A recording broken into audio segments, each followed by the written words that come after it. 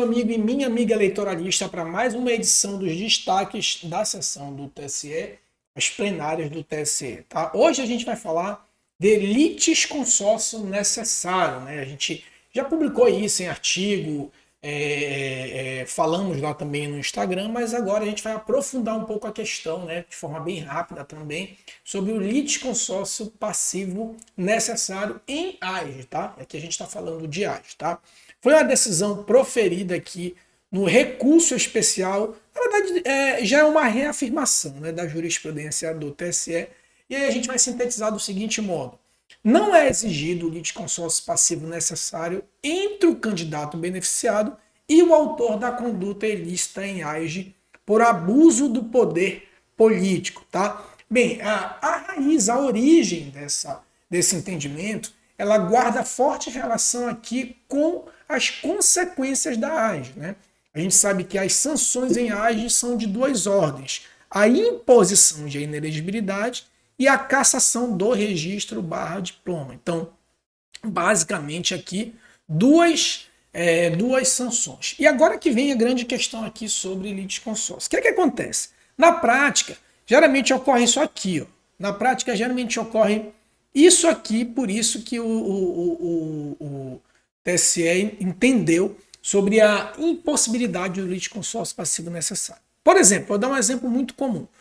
A gente tem aqui o secretário, que é o agente público, né, que faz a ordem, né, quem é que ordena o tipo de conduta.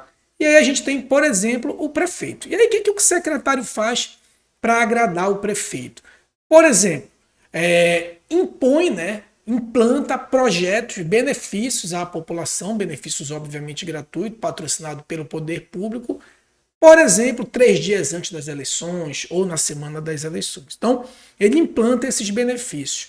Muito embora o prefeito, ainda que a gente possa raciocinar que o prefeito deveria saber, mas isso deve ser comprovado, muito embora o prefeito seja o beneficiário dessa conduta, né, de liberar benefícios às vésperas das eleições e com isso o próprio prefeito ser beneficiado pela atitude do secretário, a despeito do prefeito não ser o praticante daquela conduta, ele pode sofrer a sanção de cassação do registro / diploma, porque ele foi beneficiado pela conduta do secretário. Então repare, enquanto o secretário vai sofrer a sanção de inelegibilidade, porque foi ele quem praticou a conduta, o prefeito, que é o beneficiado, ele vai sofrer a sanção, né, a sanção da AGE, de cassação de registro / diploma, tá? Então, perceba que uma coisa não tem necessária relação com outra. Então, exatamente por conta disso, é que o TSE entende que é possível ter aqui perfeitamente uma cisão. Então, o investigante, ou seja, o representante, quando ele apresenta a AGE, ele não precisa necessariamente chamar o praticante da ação, tá? Agora, atenção, permanece ainda, de acordo lá com o entendimento sumulado do TSE, permanece, obviamente, aí o litisconsórcio necessário entre o titular e o vice. Isso porque eventual cassação do diploma ou do registro do titular ou vice-versa impacta no do vice. Né? Então, nesse caso, não é possível fazer uma cisão de chapa. Então, o litisconsórcio necessário, quando a gente fala de cassação, aí sim deve permanecer entre o titular e o vice. Né? Supondo que fosse uma representação que visasse meramente uma multa eleitoral. Então, nesse caso, a multa pode ser suportada apenas pelo titular ou apenas pelo vice. É diferente quando a sanção envolve uma cassação.